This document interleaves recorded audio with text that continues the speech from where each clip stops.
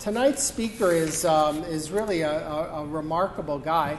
In addition to his career as a member of the University of Tehran soccer team,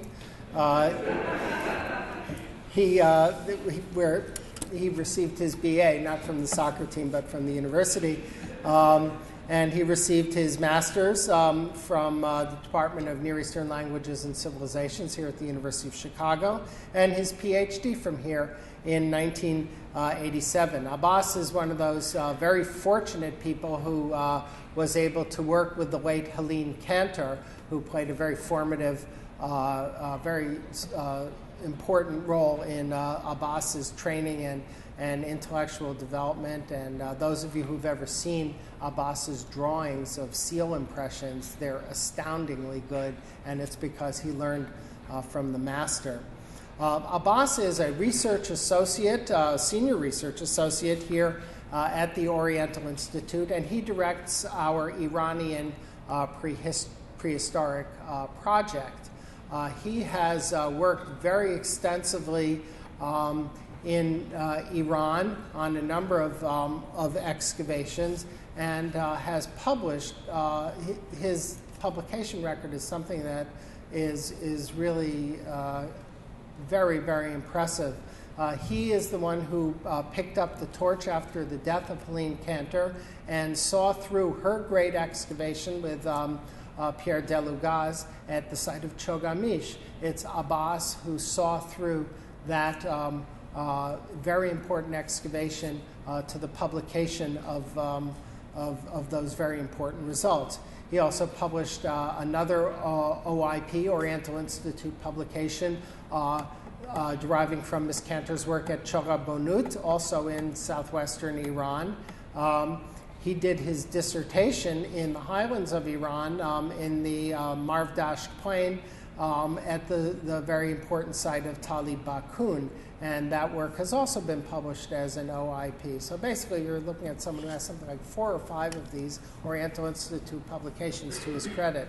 In addition to his very great talents as a field worker, as someone who can analyze the results of excavations, even old excavations, and make sense out of them, and that's another kind of archaeology that's actually very difficult to do, and Abbas does a brilliant job of it.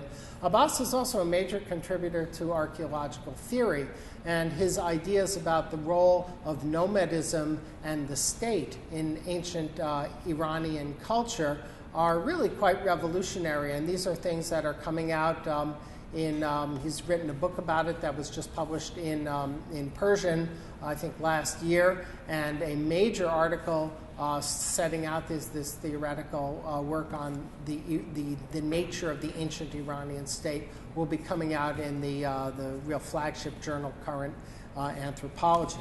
Abbas is also unique in having been one of the few Americans who was able to conduct archaeological fieldwork in Iran after the revolution, and was working there as recently as 2007, also in Khuzestan in southwestern Iran. So if there is anyone who really has a deep and very wide knowledge of Iranian archaeology and of the political and cultural climate in which archaeology is now taking place in Iran, he is that person. So we're very fortunate to have him here at the Oriental Institute.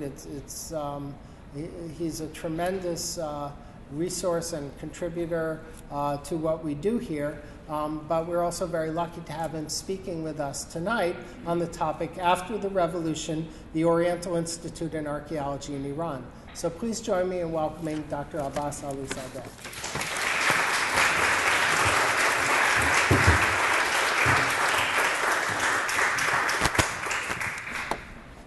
Thank you very much, Gil. I'm very flattered and very delighted and honored, actually, to be here. Thank you very much, ladies and gentlemen, for coming here tonight. I must warn you that what I'm saying here tonight is not necessarily an archaeological report. In a way, I'm pitching for the Oriental Institute. I'm pitching for the way that I'm trained, and I'm going to tell you how actually my training and the insight that I got through my education here enabled me to do what I could do in Iran. And so for that, it's a mixture of something about the Oriental Institute, because to me it's extremely important that our members take these various aspects that the Oriental Institute does through its scholars to other general public, because as the economic situation is really worsening, we need more and more the support of our members. So it is because of that that I'm going to give you that, and just a little bit of peppered with some of the archaeological stuff that I've done in Iran. And since I don't have more than an hour to spend, I better start before the hour is over. I came to the Institute in 1976, and except for a 3-year exile at Harvard, I have been working here on Iranian archaeology ever since. As I attended our members' lecture series throughout the years, I've noticed many new faces in the audience. While the long-time members may be aware of the significance of this place in ancient Near Eastern studies and its foundational and lasting contributions to the field of archaeology, philology, and ancient history and art, those who relatively recently joined us may not. And I believe it's of utmost importance that our members now know why we are relevant and what intangible yet extremely important work we do in the field beside excavating sites and publishing their contents.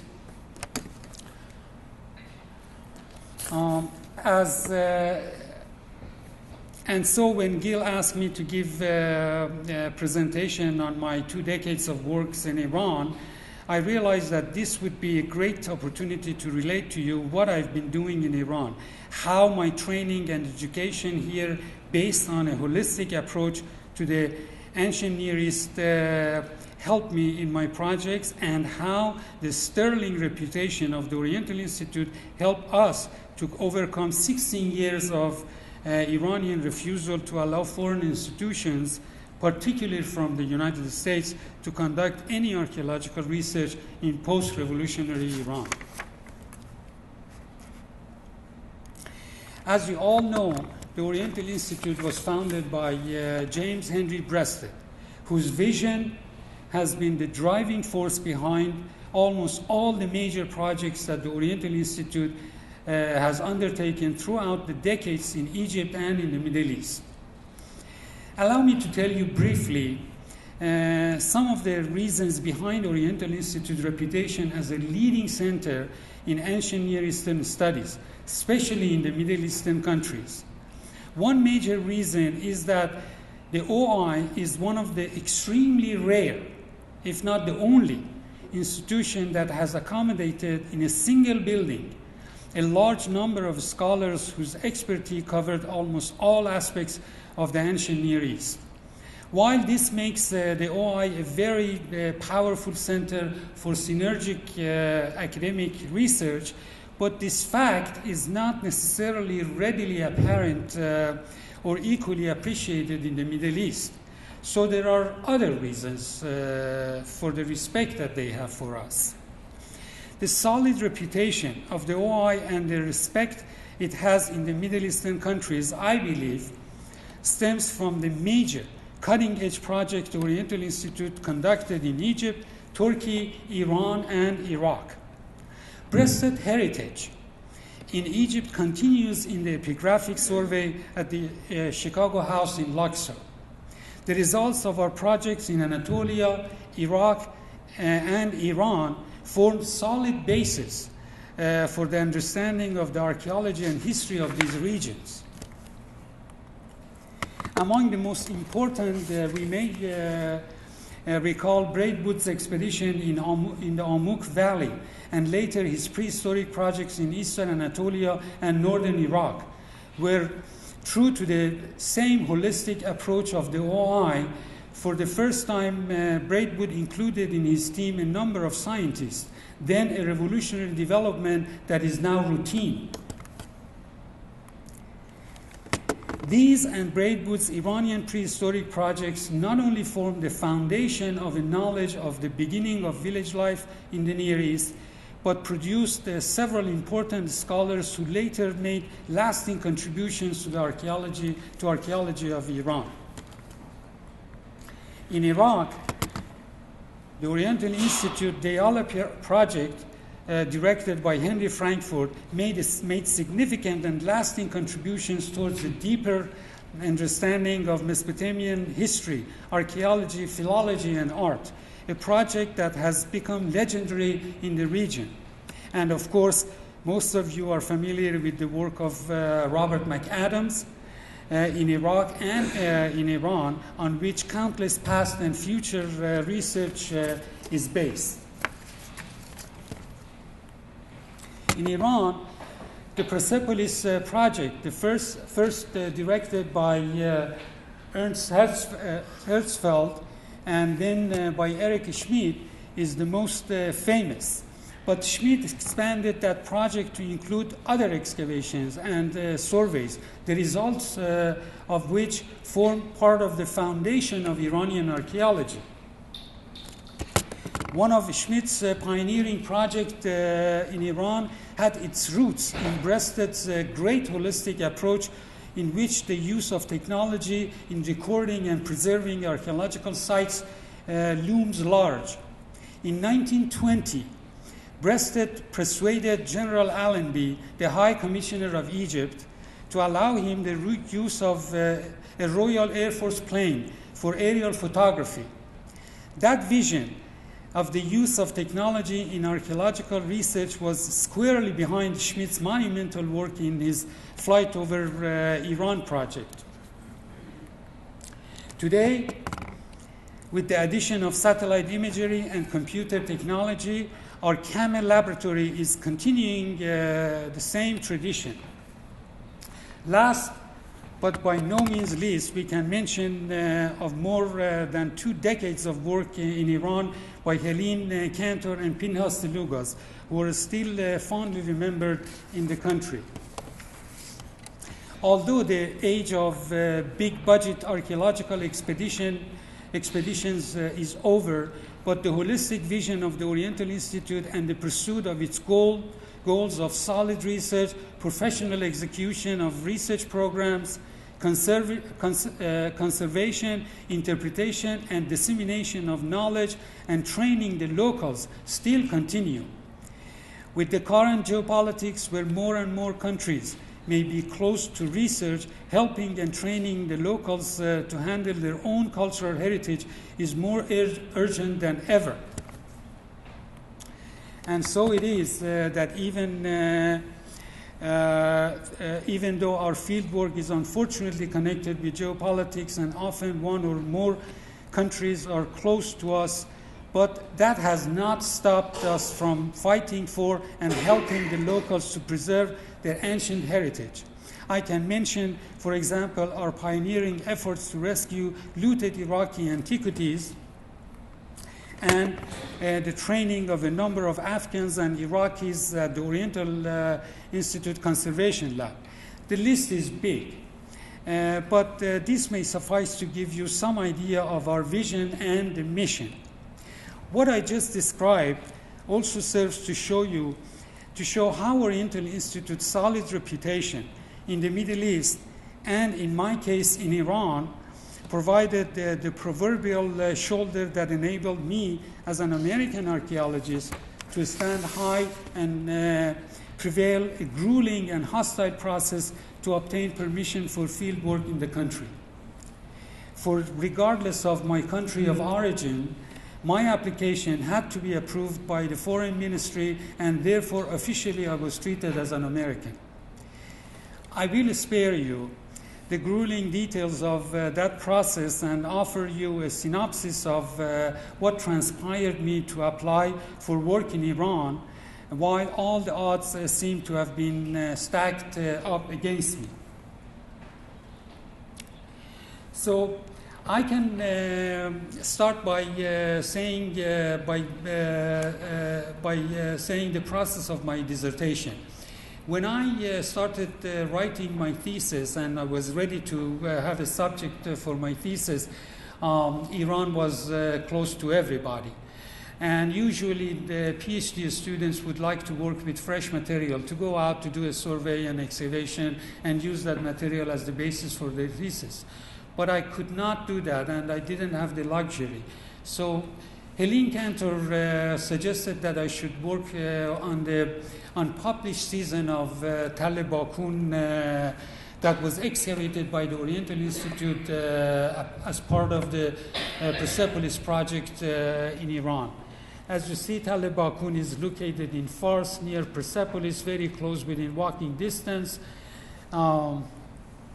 And it consists, this is the Marvdash plain, this is Persepolis, and this is go all the way to Parsargadi, that's Tall Bakun here, and this is the twin mound. You see that the satellite image still shows clearly all the excavated areas of Makkan, and this one is Bakun B, which is older than this one, but they only worked one season, and the material also was lost at sea when being shipped to the United States. So I was not really very happy about that because I had taken classes with Mac Gibson and especially Robert McAdams, and I was very much interested in the beginning of the complex societies, and Tall Bakun at that time was known as a simple prehistoric village with beautiful pottery, as you see here. But when I started working on the material, I realized that there are more stuff here that was not paid much attention or any at all before. For one thing, I realized that the site is actually organized, the settlement is organized in a very orderly way. You have in the north side most of the residential areas and a big, probably a Khan house or a leader of this community. And then here in the center and all the way in the south, you have these workshops and layers of ash, some between half a meter to a meter thick, and lots of byproducts of industrial activities, including metallurgy. As you see here, in this one particular place, you have 1, 2, 3, 4 kilns right next to each other, and so well preserved, and all these workshops around it. But what I saw that at that time no one actually had noticed was the number of over 100 of door ceilings. These were really revolutionary to me because I didn't even notice in the original Bakun publication in which 2 of these pieces were published, nobody noticed that. And door ceilings actually appear with urbanism. In fact, when urban societies rise and develop and crystallize, door ceilings appear at that time too. So here we are about 1,000 years before that period, and we have door ceilings that is connected with major urban centers and administrative centers in this little village. So when I plotted these ceilings, let me tell you something about door ceilings before I go on. Ceilings, in terms of a piece of clay that is impressed by a seal, actually is as old as the Halaf period in early 6th millennium BC. But in jar ceiling and like you see here, jar ceilings and box ceilings or bale ceiling, These can be actually done in an economy that has a face-to-face relationship. That is, I trust somebody to take this jar of milk or butter or whatever to another person in another village, and obviously that jar must have been untampered. And that ceiling, little ceiling over there, is a sign that it was not tampered. What if it was tampered? What would have done? Probably they wouldn't trust that guy anymore. But with door sealing, it's a very entire different thing. You have to have sanction, some kind of political power for this thing to work. Because you have some buildings, mud brick buildings, the door is flimsy, made of wood, and there are no locks, nothing, no hinges, and all you have is just a peg in the wall and a rope that you wrap around it like this and put a piece of clay on top of that and seal it. So what prevents me from just knocking this door and get whatever I want? And that is the crux of this, that why this site has this important evidence of administrative technology that actually is bordering on state level of organization. So, but there is no population. My reconstruction, based on later historical documents, is that you must have a guard sitting there watching the storehouse. There must be some kind of official who collects these broken seals, because they were all baked, and put them in a basket, and later on they bake them and keep them as evidence of entering in the warehouse. And the seals are different. Therefore, whoever owns that particular seal must have entered this room how many times, I don't know. We don't really know exactly their system, but in general, that's how it should have worked. And while in historical periods we do have tablets to tell us the amount or the type of commodity that was deposited or taken out of the storehouse, here we have tokens, clay tokens, which we don't really understand, but they understood. And then here I show that somebody is bringing pieces of cloth to put in there, and the person who the official is breaking or putting the seal on, and he collects that and he guards the whole thing. So this does not really add up to a village society that is based on agriculture and a little bit of equality between them. So there must have been the beginning of some kind of political process here in motion. So I didn't know what to make of that. So what I came up with was I assumed, without really much evidence, that the population that caused this kind of complexity must have been invisible, mobile, and that must have been the mobile pastoralists or nomadic tribes of the region, who necessarily do not leave much archaeological evidence behind. But that was good for a dissertation committee, but it is not really very strong case that you can actually pursue and hammer at. So I needed to go back to Iran to collect evidence for that. And when I felt that Iran is ready, I started going there. I went there, but when I went there, I really felt that it is a déjà vu for me.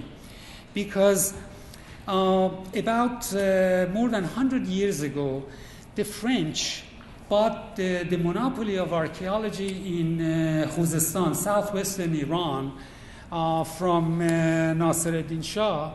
And then the first director of the French expedition was de Morgan, that you see him here, and then later on he was replaced by de Macnem. Later on, they actually bought the monopoly of the entire Iran, archaeology of Iran. That means nobody else but the French could work in Iran.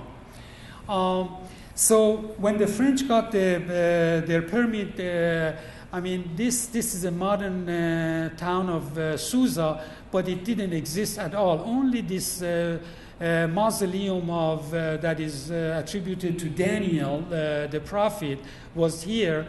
And then there was this site, and then the French started digging extremely huge holes, the one like here and the one before. And actually, practically, they went through palaces and temples and houses and gathered all the baked bricks and built this castle for protection. This is one example. If you go to this castle, you see these inscribed Elamite and even Achaemenid.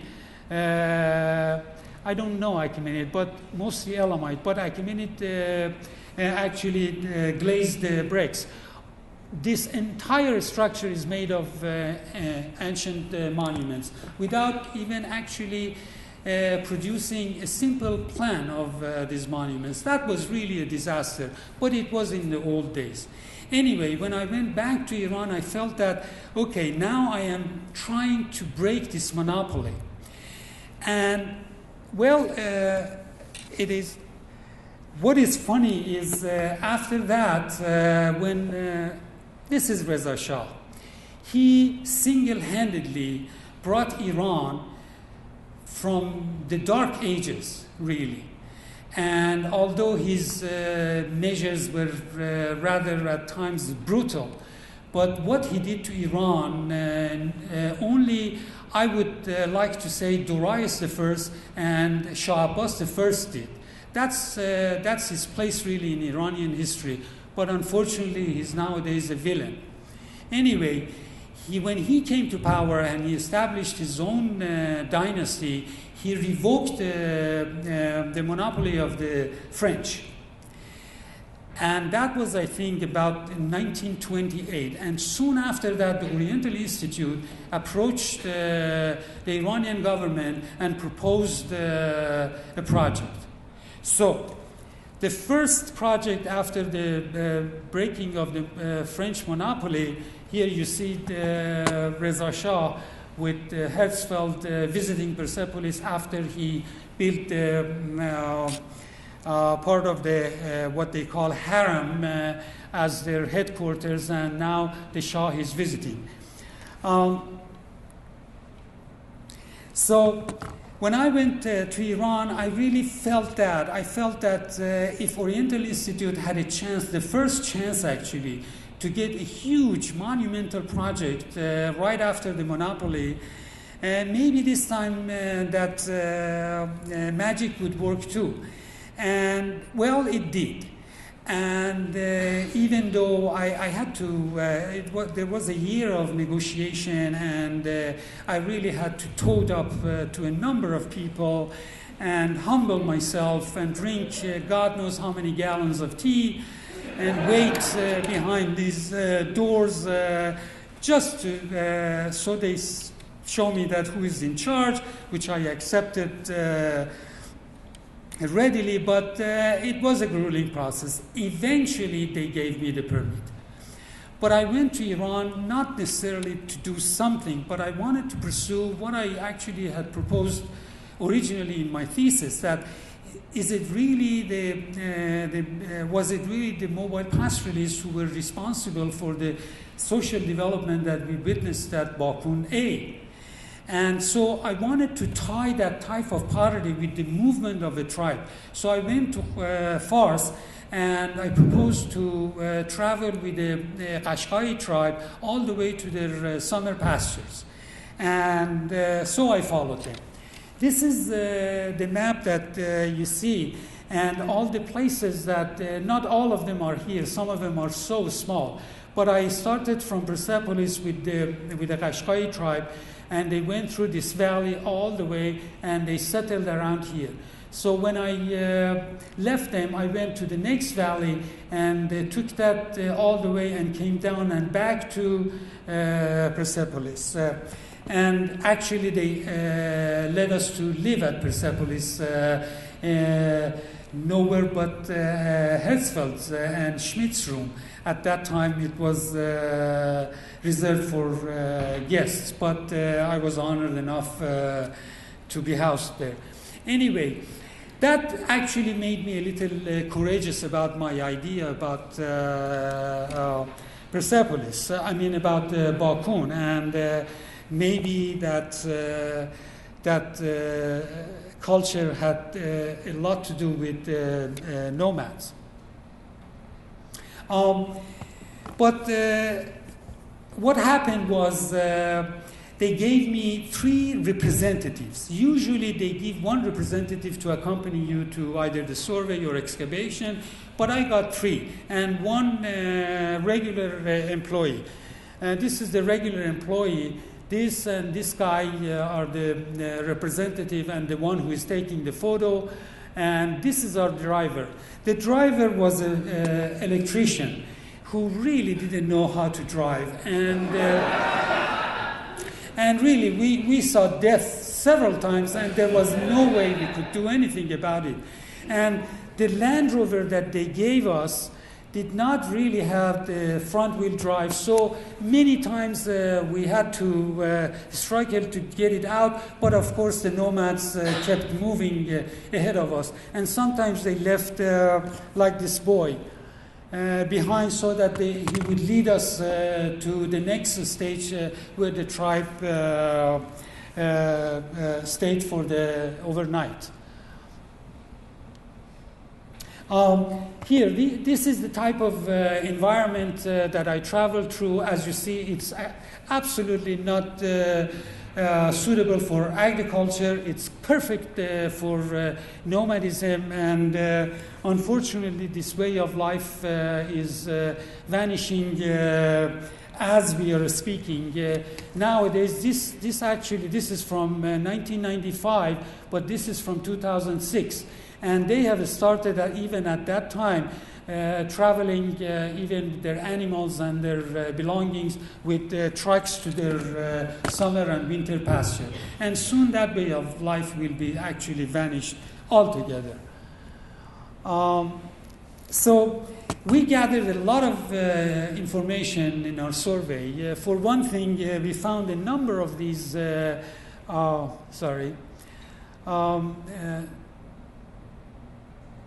stone foundations, as you see, that dated from yesterday to all the way to prehistoric times with Bakun pottery. And we realized that when we studied the nomads, we realized that they use stones either as foundations for their tents or just around it to protect the tent. And also in our surveys, we found a number of these stone foundations on the slopes of the mountains. You see them all the way here. The particular one is about 50 kilometers north of Persepolis, and these are the houses that the government built and force settled the nomads, and sometimes they live here, sometimes they just put a tent next to it, but you can see the continuity. And the reason, when I asked the nomads themselves why they use the slopes of the mountains, they say that either the bed of the valley is inundated, or they use it as pasture, or actually they cultivate it. So they do not want to waste land for what they use, since it's so little around where they live. And we also saw a number of villages, both permanently settled and some of the semi-permanent villages, very much like that. And we realized that they are so different from regular agricultural villages by having huge open space in them and shared with a number of houses around them. And almost every nomadic village that we saw had a similar kind of a structure and makeup. And when they leave for winter or summer pasture, they leave some old people behind to protect the village if they have something in it, or otherwise they just simply plaster the door and leave and come back and use it again. So while I had gathered all this information for my own thesis, Ms. Cantor died, and I was assigned to finish the publication of Chogha, on which she worked more than 2 decades. This is the site of Chogha, and this is another view of that, and this is Chogha Bonut. The last 2 years, Ms. Cantor worked in Iran. She also worked on a small little site. This is hardly 50 meters across, really, and the same thing in diameter. She felt that this site may be aceramic, and in a lowland, to have an aceramic site, all of which are actually in the mountains, and when they started doing agriculture, they have these aceramic sites. But having an aceramic site in lowland would be very important for archaeological records. So I went to the authorities again in 1996 and asked for excavation of that, limited excavation, for me to just see whether this site has aceramic levels or not. My team actually improved this time. And I had only 2 representatives, this one, and the rest were students, graduate students of archaeology, to whom, when I started actually collecting bones and using a flotation device to collect seeds, it was like a magic. It's like someone from Star Trek. You meet someone, actually Captain Kirk, with all its gadgets. And the reason was that Iranian students before the revolution had rarely access to foreign expeditions in which these procedures were normal. And because of that, and after 16 years when they started looking at these things and seeing that actually we can retrieve carbonized seeds, that was incredible for them. So that was really promising, and all of them.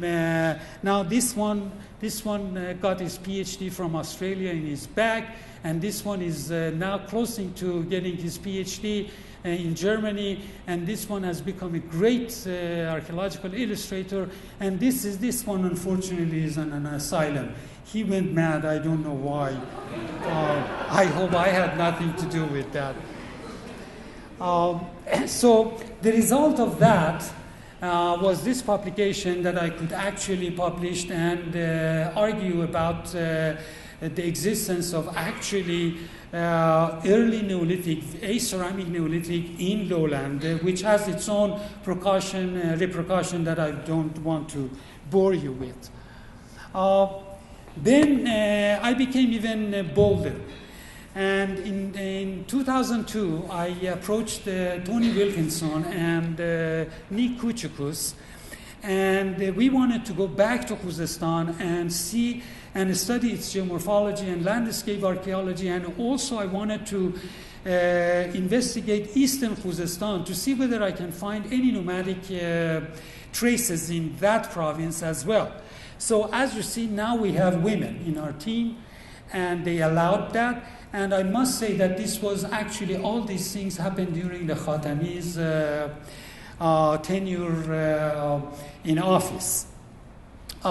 So I was becoming more accepted and giving even more privilege as we went on. So not only I could take with me American scholars, but I also took with me 2 students from the OI, Makuzu and Toby Hartnell, and a number of other Iranian graduate students.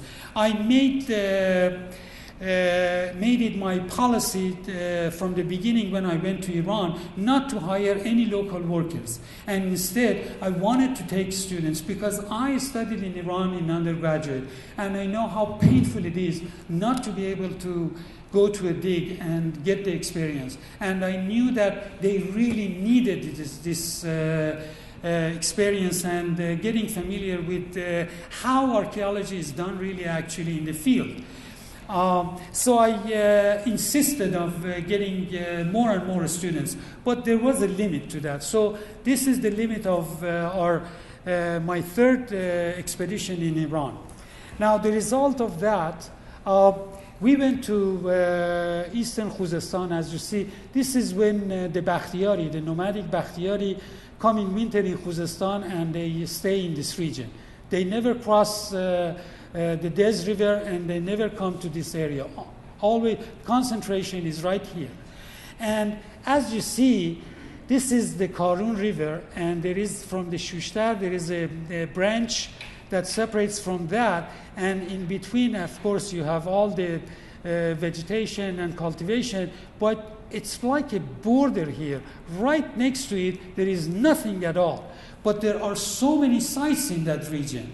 So we wanted to understand what the geomorphology of the region, what was the factor that contributed to the abandonment of the region. So in the course of our hanging around that region, we chose this site. And only because it had this type of pottery that I was interested. I had no idea about the nature of the site itself. And also we wanted to excavate the site right where we are doing our geomorphology and landscape survey to contextualize what they find in the field. So we started excavating this site. Now, this is the picture that you see from that region. The plain level is right here. And what you see here is because of the wadis that has carved up the valleys and created that. So when you walk in this region, you don't see any sites, any mounds at all. But as soon as you go to one of these wadis, you see pottery on the slopes of these mounds. So, and then later on we realized that the entire region is covered with about, at least here, 2 meters of modern sediments, alluvial sediments, and the rest is archaeological stuff. So we started digging this site, getting rid of this first, and then we started excavating the site. Now what we found was this site belonged to the 5th millennium, and so the entire 5th millennium. So it's about 1,000 years. Usually, in about 1,000 years, a site would rise to about a few meters, actually. 5, sometimes 6, 7, 8 meters, depending on the type of architecture you have. But what we had here was very amazing. We had never seen anything like that. This is the limit of the alluvial right there. And from here, archaeological levels began. But they were interspaced. They were kind of lenses, 2 or 3 centimeters of lenses of archaeological material, and 10 to 15 centimeters of alluvial again. Now, this was a site that was exposed for some time of the year to the elements. Otherwise, you would not have that kind of sediment covering archaeological materials in sequence constantly. So immediately I felt that maybe we are dealing with a campsite. Nomadic campsite. And sure enough, when we excavate that, all we found was some Pizé type of wall, like here, which we were not even sure they were Pizé, a number of fire pits, and kind of shoehorn ovens. Very much like these that you see nowadays the nomads use. This is a close-up of this one. And this is the fireplace. They have both the oven of clay, mud, and then they just put a hole in the earth and then made the firewall, very much like what we found here. And this area, we found nothing but green deposit that was probably some kind of corral for animals. So, and then also the bones and seeds that we collected from there, although it was not really conclusive, but it didn't say that this was an agricultural community. So at that point, I was really beginning to feel good about my own hypothesis and starting gathering information to show it. So the year before, when I was in Iran, I heard that the head of the National Museum is going to throw out a lot of pottery that was obtained throughout surveys for about 50 years, both by foreign expeditions and by Iranians. And the reason was that he needed some space, and also they were inundated in the basement of the museum. I begged him to allow me, without any expense to his museum, to rescue this and actually establish a center over there.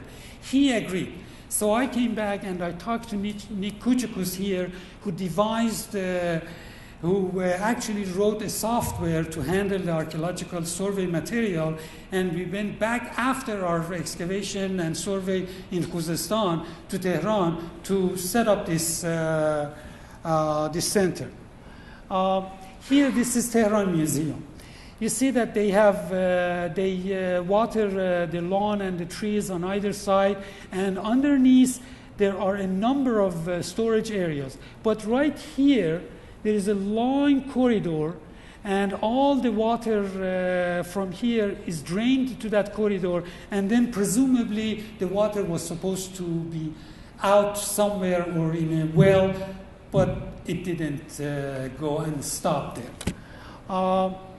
So here, this is the door to that area, and this is that corridor. You see that all the water here, that's after we have taken all the bags that were inundated in that area out, and you see how they were stored over there. So I put together a team, again, of all the graduate students, and we worked about 6 months on that. And at that point, Bill Sumner was the director of the institute, and he realized, as always really, the importance of this project and helping the locals. So he asked me to stay there and take as long as possible to just finish the project. So this is our core team, but Toby actually and Nick Kuchikus stayed with us for 2 weeks, and then he had to leave. But Toby stayed with us throughout the process. So what we did, we brought these bags out, we washed the pottery, and then we set them out to dry. And then for about 2 weeks, I trained them about various potteries from various regions in Iran. And so what I did was, when the entire pottery was set up, I asked them to go with a list and separate the pottery by periods and by the shape and the diagnostics, and make statistics of them. And then I would go back again with all of them and correct their mistakes. And when we are all sure that every pottery is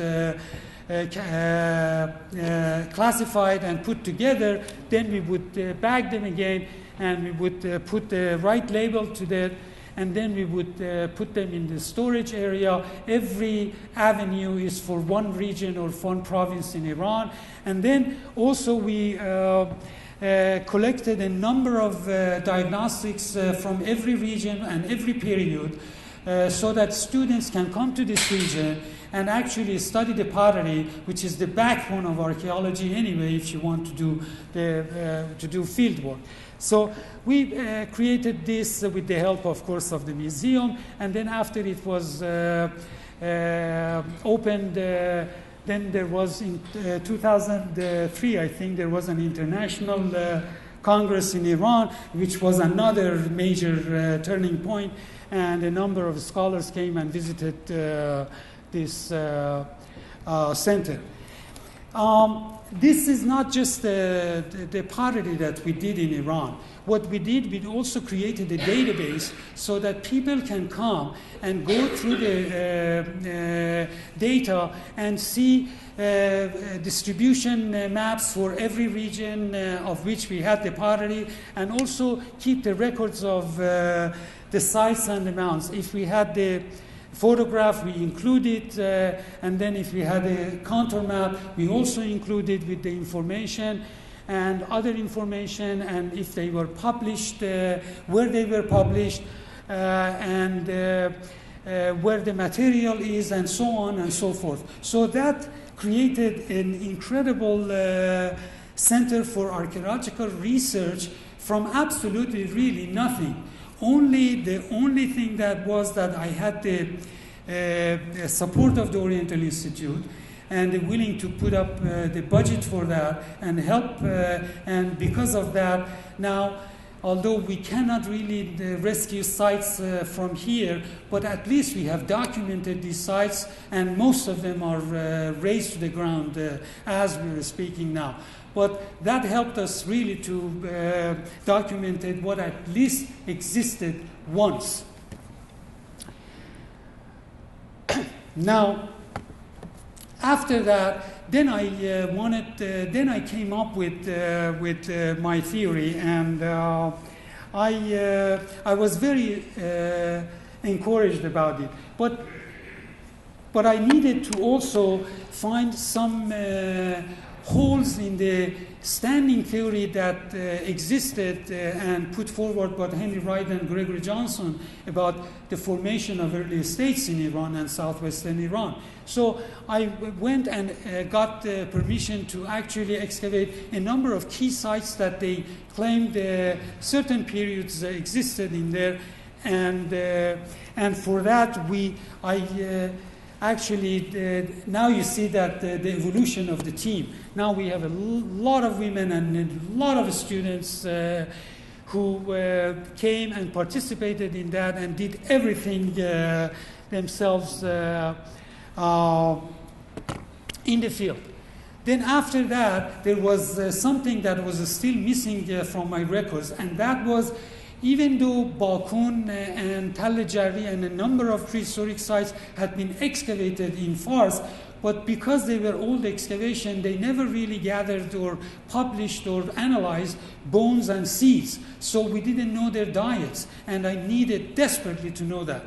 And so let me go back to that. This is Mr. Talebian, who at that time was also director of Persepolis projects. So I approached him to work on simultaneously on 5 sites, only for the purpose of gathering bones and seeds. And that was also that was unprecedented in Iran, to give permission for excavation to one person for 5 sites simultaneously. But they were under the spell of the Oriental Institute. They thought that anybody from the Oriental Institute can do anything. That is what I feel, at least. Anyway, we excavated Tal Bakun A and B, not Gap, but Jarri A and B, and Mushki. And throughout the excavation, I went with car back and forth to do that. And this is the team that we had. And this is the result of those activities where I set up my ideas in this book and later on in an article. Then my one to the last, but I didn't know it was last, major field work was excavating at this site, which is very important and looms very large in in the theory that was put forward by Henry Wright and Gregory Johnson. So they gave me permission, and this is the site. It's a very huge site, very important site. That's the southern mound, and these are the northern mound, and we excavated both mounds. And you see, I still have a very large staff, and this time, because the time was short and I was actually excavating large areas, I had to hire, against my own policy, but I had to hire a number of local workers that are right on the back, and everybody else with name is students here. And as I mentioned to you, I asked them to do everything themselves, from sifting, from drawing the pottery. I trained them to do pottery. I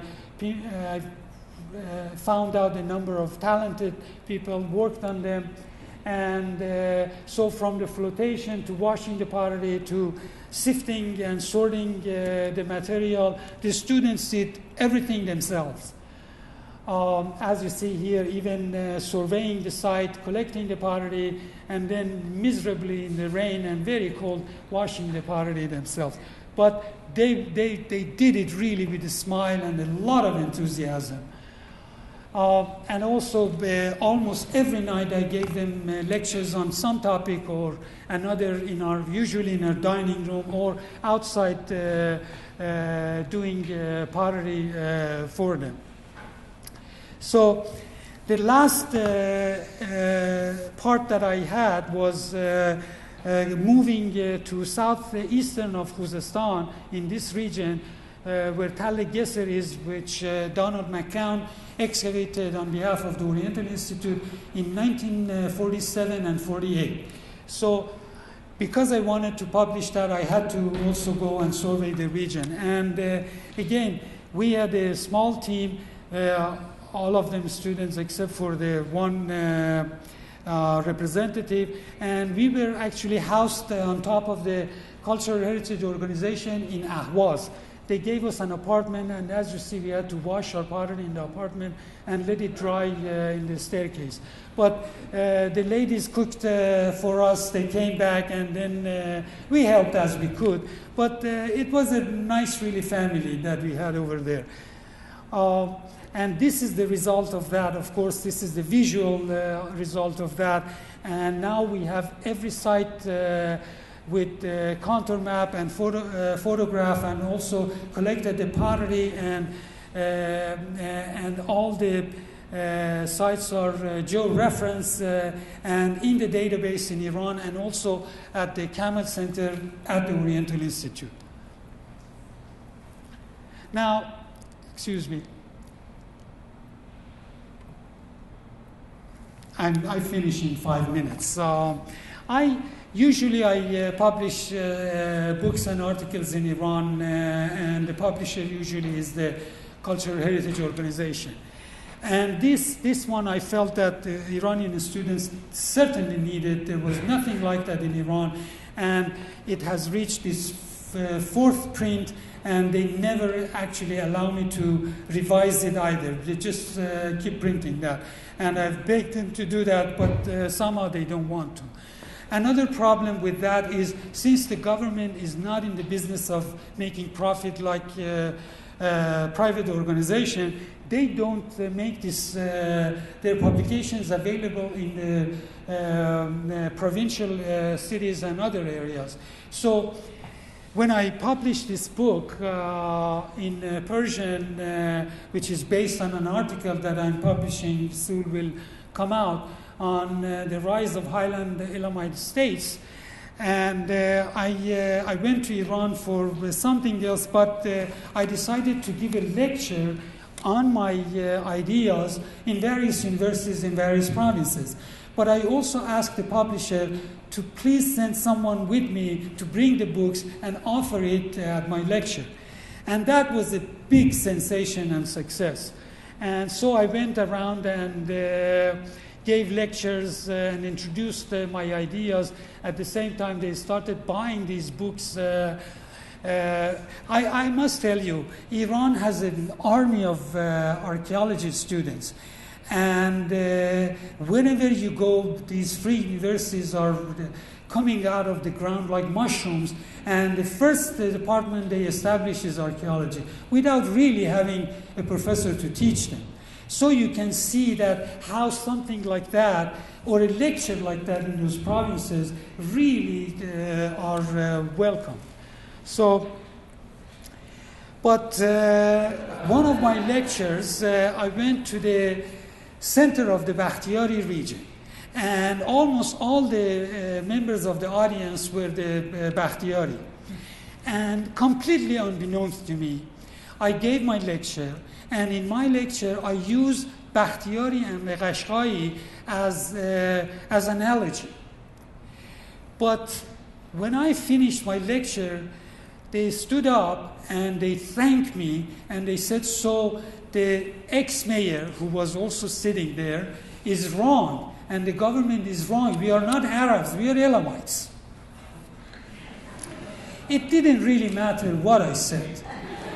So the next day, their newspaper came out with this heading right there on the front page. But I didn't make really much out of that. I said, okay, they wanted to be Elamite, okay, they're Elamites. But even though I really feel that my time of working in Iran is over, but I'm really glad that as the representative of the Oriental Institute, in about 15 to 20 years, I, together with the Institute resources and also the training that was behind me, we contributed very important stuff to Iran. And a number of the new generation of archaeologists that are coming to their own, they will never, ever forget their first training that was done by someone from the Oriental Institute. And I'm very, very proud that I had the opportunity to do that. And of course, the result of all these things are these publications that are already published. And also, I think I consider this as my swan song to Iranian archaeology that is going to come out in a year or so. And after that, hopefully I will retire and would not be bothered by the government again. And thank you so much for coming.